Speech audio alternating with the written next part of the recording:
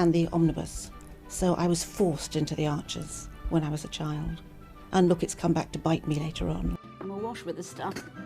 The Archers is the world's longest-running radio show, with more than 15,000 episodes broadcast. Despite being a rural flavour show, The Archers is recorded in the heart of the UK's second-largest city, Birmingham. Okay, so let's get into this. We've got a really interesting snapshot of Ambridge life today from a listener's recording. Right. Conversations between a few residents. Exactly. And what immediately jumps out is David. He says he's got serious concerns about Open Farm Sunday. Yeah, that phrasing, serious concerns. It definitely makes you lean in, doesn't it? What's going on there? That's what we want to unpack in this deep dive, try and figure out what's really bubbling under the surface. It hints at something more than just, running out of tea towels for the event. It feels like deeper worries, personal stuff maybe, or even wider community things. Absolutely. And often it's the little details, the everyday chatter, that tells you the most. Mm-hmm. Like young Rosie, apparently she set up her own museum. Oh, right. I heard about that. It sounds quite charming, actually. Not, a proper museum. No, not at all. Yeah. Pip describes it as more like, her collection of things she's found. Pebbles, bits of string, bottle caps. And she's making labels for everything. Yeah, meticulously labeling them. It's that wonderful childhood imagination, isn't it? Finding importance in, anything. It really is. And Pip's reaction, playing along as Professor Fairbrother, that's lovely. It shows that connection. Such a nice, light moment. But then the mood sort of shifts, doesn't it? It does, quite abruptly. David comes in with his serious concerns. And just cuts through that lightheartedness. At first you think maybe it's about Rosie's candy cows. There's that brief moment of thinking it's something trivial. Yeah, like a little misdirection almost. A funny worry about kids' crafts. But he clarifies pretty quickly, no, it's not about that. It's something much bigger weighing on him.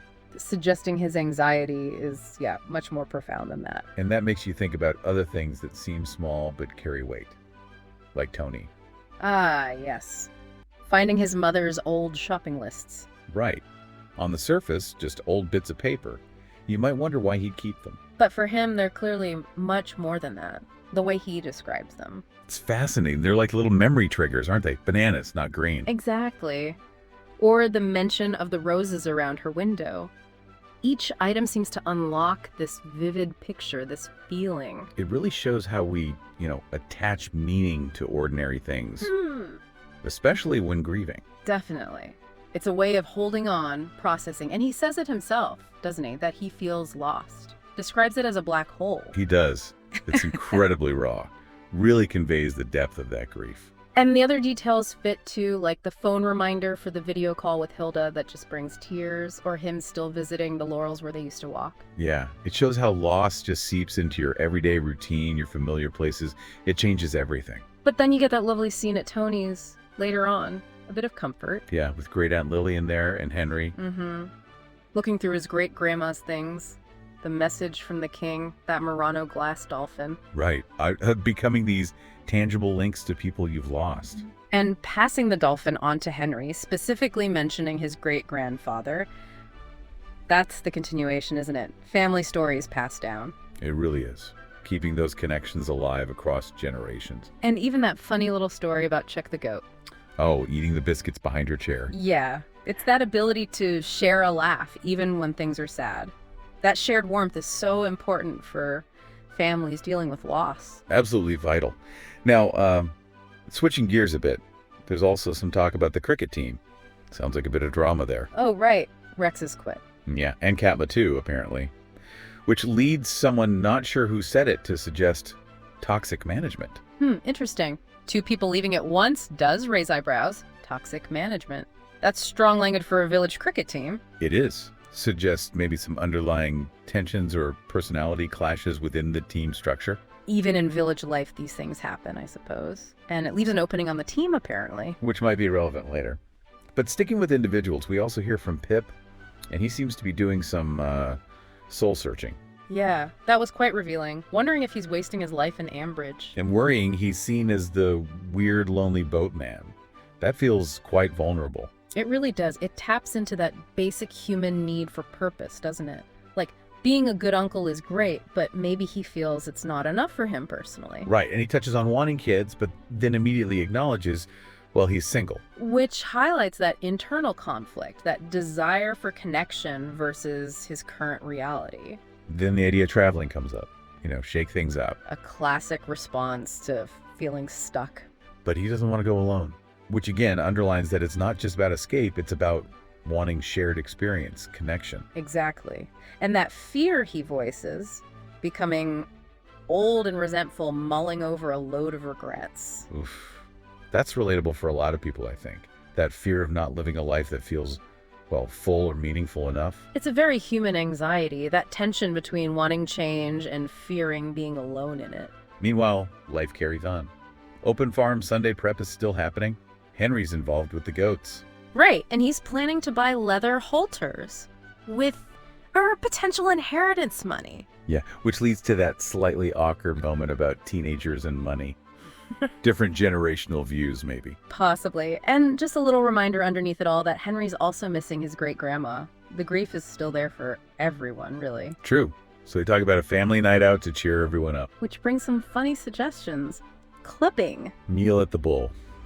Escape rooms. And Lillian's classic excuse to avoid the escape room. A prior engagement with a gin and tonic. Perfect. You also get Rex popping in briefly to see Rosie's museum. Just a small thing, but maybe shows he's still, connected to the family somehow. Yeah, those little interactions can sometimes hint at bigger dynamics. Is he still part of things, despite quitting the team? We'll see. But then the focus snaps right back to David. He brings up Open Farm Sunday again, and this time, well, he sounds even more worried. Definitely. The events at the abattoir seem to have really shaken him. His concern is really ramped up. It's about how farmers are seen now.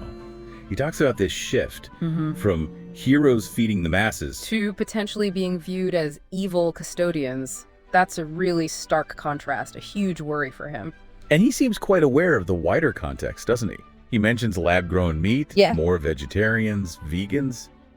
Yeah, he sees these trends impacting public perception. And his comment about the activists that their points are becoming more mainstream than perhaps their methods suggest. That shows he's really thinking about the underlying shifts in society, not just dismissing it. No, he's taking it seriously. And then he paints that picture, that almost like a dystopian future for dairy farming. Electric fences, armed guards. That's pretty dramatic. That really shows the level of anxiety he's feeling, the vulnerability. Pip tries to sort of bring it down a notch, but acknowledges the hostage situation did happen. It's not entirely unfounded fear. True, but David's conclusion is quite extreme. He wants a thorough and realistic audit of Brookfield's security. And ultimately, he says he doesn't want to open the farm at all. Which just reveals how deep that fear and that sense of siege almost has become for him. Wow.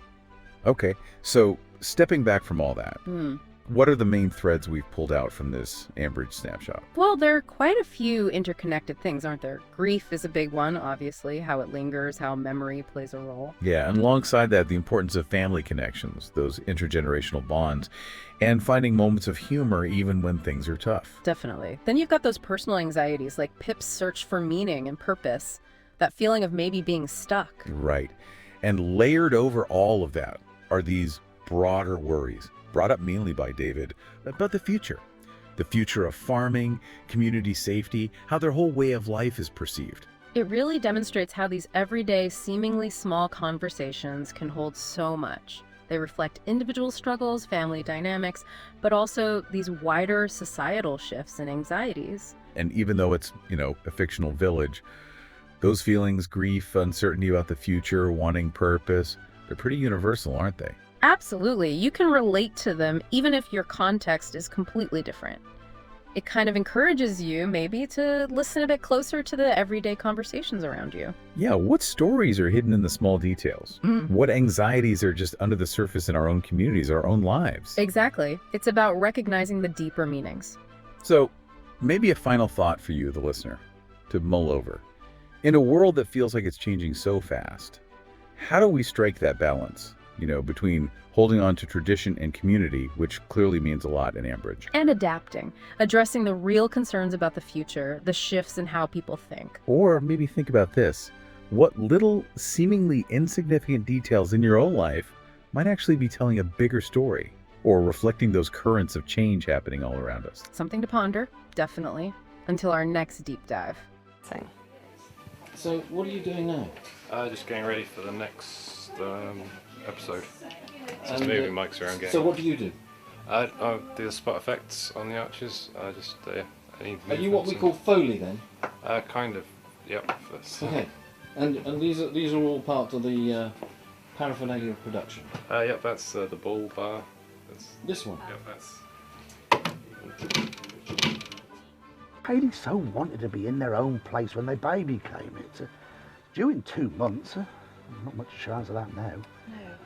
No. I mean, it would have been a stretch for them financially, mind, but I just wish there was something practical I could do to help them, Caroline. I mean, I think The Archers has had this immense popularity over the years, basically because it has always very accurately reflected the reality of life and living in a rural community, at whatever